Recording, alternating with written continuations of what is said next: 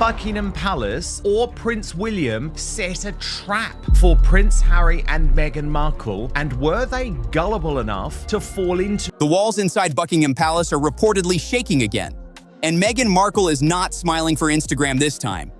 For years, she played it like she could outmaneuver the monarchy. Glossy PR statements, perfectly staged photos, and those dramatic Oprah Winfrey interviews, acting like royal tradition was just some loose guideline, like a dress code you can ignore at a Hollywood brunch. But now, suddenly, insiders claim the palace has quietly launched a sensitive internal review. Buckingham Palace is being pressured to remove Prince Archie and Princess Lilibet from the UK's royal line of succession until the Duchess provides absolute proof that she popped out both babies herself. Into Archie Mountbatten-Windsor and Lilibet Mountbatten-Windsor, looking at birth records, christening legitimacy, and strict lineage requirements. And Meghan is allegedly pacing around Montecito like someone who just realized the final episode won't go her way. This isn't random gossip. This isn't just another tabloid headline. And this definitely isn't something that can be spun with a podcast quote or a polished statement. This hits deeper. Constitutional territory. The monarchy isn't a Netflix series where the script gets rewritten last minute. Royal lineage demands verifiable facts, medical records, credible witnesses, proper Anglican christenings that actually check out. But Meghan has often moved like her version of events should be enough. Harry and Meghan Markle's surrogacy scandal has entered the mainstream media domain. Just because the cameras were rolling. Now the whispers are getting louder. People online have pointed for years to strange inconsistencies. Paperwork questions, odd photo details, timeline gaps, and christening info that doesn't quite line up with centuries of royal protocol.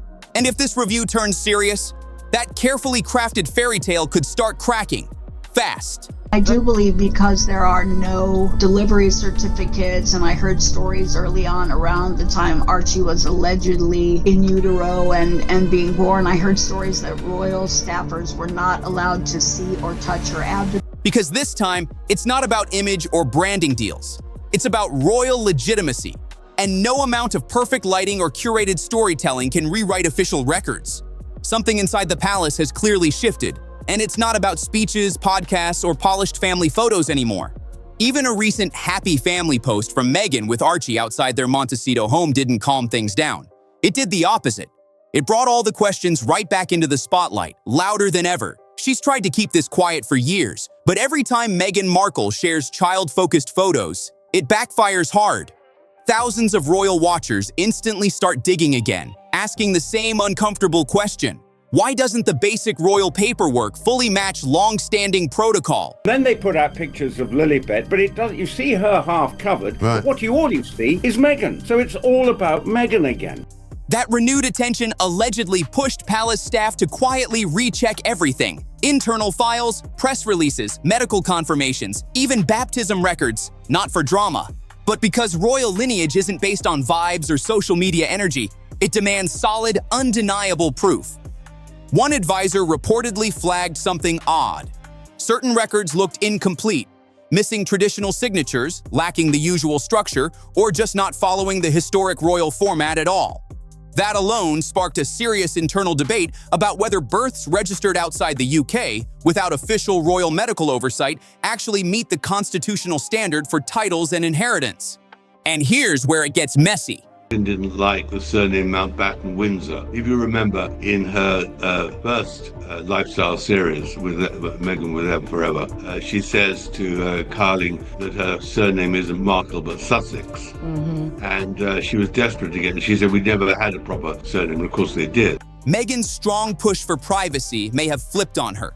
The fewer institutional witnesses involved, the harder it now is for the palace to verify anything with confidence. And insiders claim the conversation inside palace walls turned blunt. If everything was standard, why doesn't any of it look standard on paper? That one question was enough to trigger a quiet but serious internal review. And here's the twist Meghan likely didn't see coming. This wasn't started by rivals, critics, or jealous insiders. According to Chatter, palace officials are acting for one reason only: to protect the monarchy's official record, not anyone's public image. But things reportedly took a sharp turn the moment staff reopened Archie Mountbatten-Windsor's file, because that's when the real questions started stacking up. Silence everybody and just produce a DNA sample or proof of delivery. If you had those things, it would be very easy just to put them out there and say, this is what happened. This is what it is. The first thing that raised eyebrows wasn't media hype or Meghan Markle's celebrity image. It was something far more technical and way harder to explain. Archie Mountbatten-Windsor was born on May 6, 2019.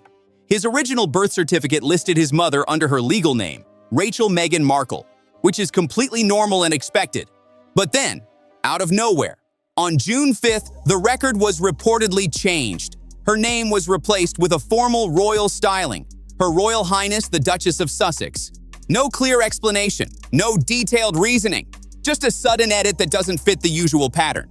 And that's where things start looking strange. People think her kids are fake, they think they're AI, they think they're borrowed kids, like all these sorts of things because of Meghan and Harry. In a system like the British monarchy, birth records are handled with extreme precision, almost like legal documents in a courtroom. Once they're signed by doctors, officials, and properly logged, they're not supposed to be casually altered later. That's not how this system works. Yet here, a retroactive change appeared, and it immediately raised questions. Meghan's side reportedly pushed one version, claiming palace officials made the change without her approval, painting her as someone sidelined in the process.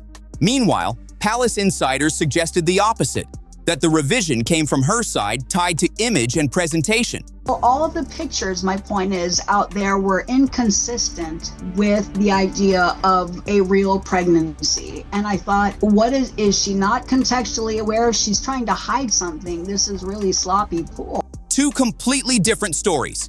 No clear paper trail, no detailed public explanation. That kind of contradiction, it's exactly what makes people stop and look twice. And it didn't stop there. Unlike previous royal births, there was no traditional hospital easel announcement, the one typically placed outside to confirm key details publicly. That's not just ceremony. It's part of the verification culture around royal births. Skipping that step didn't prove anything by itself, but combined with everything else? Meghan entered this world like it was a Hollywood set, assuming she could rewrite the script, center herself in every scene, and edit out anything that didn't fit her narrative. It added more questions to a situation that was already starting to look unusually complicated. But Archie's arrival didn't follow that usual structure. And that's exactly what made internal reviewers pause. Instead of a tightly documented royal process, it reportedly felt more like a controlled media moment than a fully transparent constitutional event. And if Archie Mountbatten-Windsor's situation raised a few eyebrows, what came next pushed things into completely unfamiliar territory. Obviously, when William was born and Harry was born and George and Charlotte and Louis, we got great pictures outside the hospital, I remember. And William and Catherine especially, they made such an effort to show the whole world their new baby. When Lilibet Mountbatten-Windsor was born on June 4, 2021, the process looked very different from any royal birth before her. There was no initial confirmation from Buckingham Palace, no official statement led by royal medical staff, and no formal UK-based verification at the time of announcement. Instead, the news came directly through Prince Harry and Meghan Markle's personal PR channels in California, which immediately stood out. And then when the baby was born, when Archie was born, that was another, in my view, a disaster, because I knew we was not going to get a picture of it. Everybody was hoping we would get pictures. No royal obstetric team publicly tied to the event. No palace-appointed midwife confirming details. And reportedly, no immediate verified medical documentation submitted through the traditional royal process. Now, here's where it gets serious. Royal births aren't just private family moments. They're part of a constitutional system that requires traceable, documented confirmation, especially when it comes to titles, succession, and official recognition. But in Lilibet's case, the rollout felt different. More like a modern announcement strategy than a formal institutional record. Even online observers noticed inconsistencies in pregnancy photos, timing, angles, scale, posture, all shifting enough to spark debates about how and when those images were actually taken. Nothing proven, but enough to keep the conversation alive.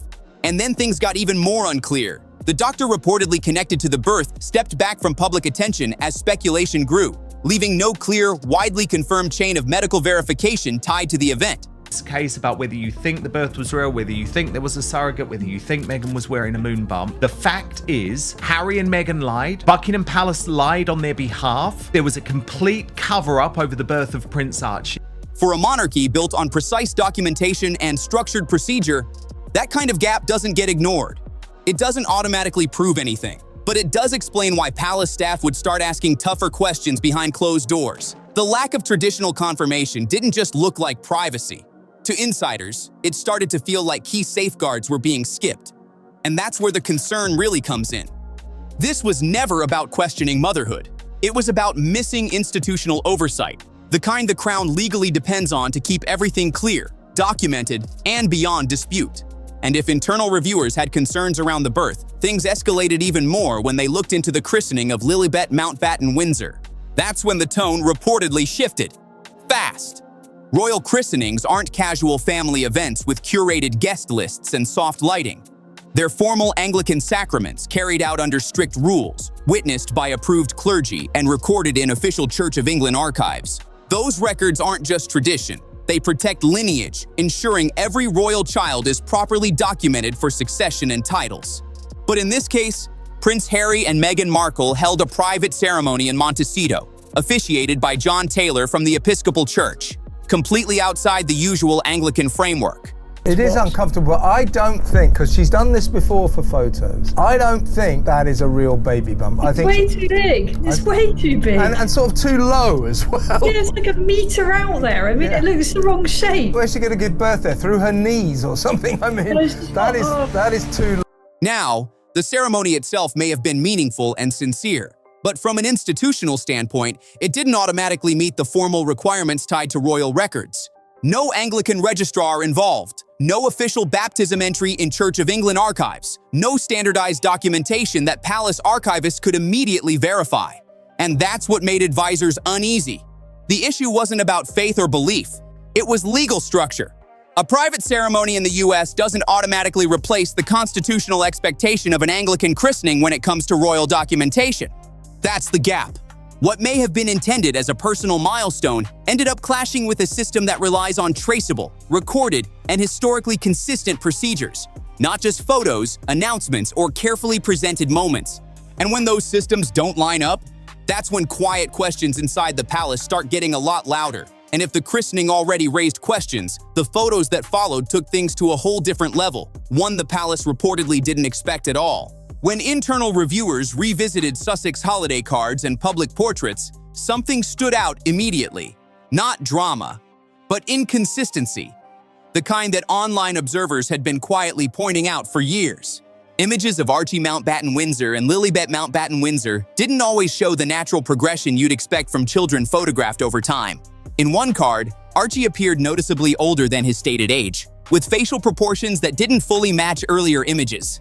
In another, Lilibet's positioning and lighting seemed slightly off, not dramatically, but enough for sharp-eyed viewers to notice differences between her shadows and those of Meghan Markle and Prince Harry. And that's where speculation started picking up speed. Photography analysts pointed to subtle details, reflections that didn't fully align, texture differences, variations in focus depth, all signs that can appear in edited or composited images. Even regular viewers commented on how stiff some poses looked, especially in the way Meghan was holding the children, almost as if the interaction didn't feel completely natural. Now, none of this proves anything on its own, but inside a system like the monarchy, it adds pressure. Because royal photos aren't just family memories, they double as informal historical records. They support identity, continuity, and public trust over time. So if even the visuals raise questions, even small ones, it pushes the palace to tighten scrutiny elsewhere. That's the key point.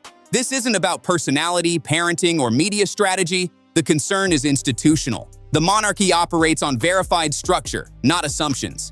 If birth details aren't fully standardized, if christening records don't align with Anglican protocol, and if documentation appears inconsistent or incomplete, then the issue isn't gossip anymore. It becomes a legal and constitutional risk. Because succession isn't built on storytelling. It's built on records that hold up every single time. Succession rights aren't just symbolic. They can be challenged legally if anything looks unclear. And that's where the real pressure hits. The monarchy has survived scandals, divorces, financial controversies, and non-stop public criticism. But one thing it cannot afford is uncertainty around lineage. That's a line it simply doesn't cross. Succession law demands clarity, not assumptions, not PR messaging, not carefully worded announcements. Every future constitutional role depends on records that are solid, verified, and beyond dispute, even when it involves senior figures like Prince Harry and Meghan Markle. That's why reviewers reportedly saw the bigger risk. If questions like these sit unresolved for years, any future legal or political challenge could explode into a global embarrassment, and the palace knows that. So the strategy becomes simple: verify quietly now, or risk a full-blown constitutional crisis later. And that's exactly why this internal review reportedly couldn't be avoided anymore. But for Meghan, this hits way deeper than paperwork, because everything she and Harry built after stepping away from royal duties leans heavily on perception, not just as public figures, but as parents of children tied to Britain's historic line of succession. If internal checks were ever to conclude that certain documentation or procedures didn't fully meet constitutional standards, the consequences wouldn't just stay inside palace walls. It could mean tighter control over titles, delayed recognition, or limits until everything is formally verified. And that kind of uncertainty? It doesn't just affect royal status, it hits influence. Because their global appeal, from streaming deals to interviews to public appearances, has always carried that extra layer: modern royals raising the next generation. If that narrative starts looking incomplete on paper, the value shifts fast. Attention cools, partnerships become cautious, and suddenly, the same story that built momentum starts raising questions instead. That's the real stakes here, not headlines, not gossip, but what holds up when everything is put under a microscope. Investors don't like uncertainty. They want stability, clean narratives, and zero legal gray areas. And if palace officials ever even consider pausing hereditary recognition until everything is verified, that changes everything fast. Because here's the harsh truth: Meghan Markle can't manage this with PR, charm, or emotional interviews. This isn't media spin territory anymore. Lineage is cold, legal, and decided by institutions that existed long before Hollywood even mattered. No storytelling can override that. And privately, that's likely the scenario that worries her the most. Let's be real for a second. The major deals Prince Harry and Meghan landed after stepping away from royal duties weren't built on acting skills or podcast potential alone. That's not what made them valuable. The real hook, their connection to the House of Windsor, and the idea that they were raising children linked to a living constitutional dynasty. That's what turned everyday content into global headlines. That's what made their personal stories feel bigger than just celebrity. But here's where the risk creeps in. If palace reviews ever highlight gaps, inconsistencies, or unresolved verification around lineage, the entire equation shifts. Because now, every executive has to ask, why invest in a narrative tied to heritage, if that heritage could later be questioned or limited? And big platforms hate that kind of uncertainty. Streaming services avoid instability. Publishers back away from anything that could damage credibility or spark long-term controversy without clear institutional backing. Suddenly, the Sussex brand risks losing its royal edge, shifting from modern dynasty to just another high-profile celebrity couple with premium visuals. And that shift, it hits hard. Prestige drops, negotiating power weakens, and the emotional pull that once drove massive deals, it doesn't land the same anymore. Hollywood doesn't make dramatic exits, it just quietly stops making offers. And inside palace walls, the silence isn't random. It's strategic, because the less Meghan knows about how any internal verification is progressing, the harder it becomes to shape the public narrative or stay ahead of the story. So here's where things actually stand. Buckingham Palace isn't chasing gossip, revenge, or social media drama. That's not how it operates. What it's reportedly doing is something far more calculated and far more serious: protecting constitutional clarity. Lineage isn't emotional, it's not political, and it's definitely not negotiable. It has to be documented, traceable, and consistent with centuries of precedent. No shortcuts, no exceptions.